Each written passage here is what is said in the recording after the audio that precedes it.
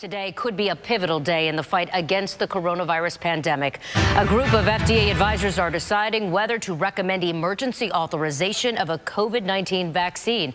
Experts are now pouring through data on Pfizer's development as we speak. ABC Action News reporter Mary O'Connell has been listening to that meeting all day long. She joins us live with the very latest. Mary? Well, this is another step closer to rolling out a COVID-19 vaccine. These experts have been at this all day, and right now they are going back and forth on if they'll give their recommendation for emergency use to the FDA. Those experts looked at the additional planning needed for distribution, storage, and handling of this vaccine. Pfizer's vaccine needs to be stored at ultra-low temperatures.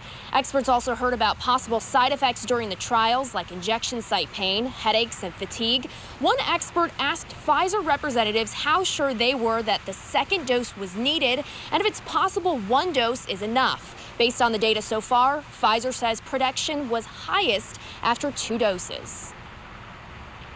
Therefore, while we won't have the data to look at 1 dose versus 2 doses, but since we started the study with 2 doses, we of course cannot predict how a single dose would affect vaccine persistence. Now, what would approval mean for the Bay Area? We've reached out to Tampa General Hospital. They tell us they're ready and preparing for a vaccine to arrive, which we're told could be as early as Saturday or next week. Now, this panel, when it makes its recommendation, it'll go to the FDA. The FDA will then take that all under consideration, and they're not required to follow that recommendation, but we expect them to do so. And then once this vaccine, if it does get approval, we understand doses could start going out within 24 hours. In Tampa tonight, Mary O'Connell, ABC Action News.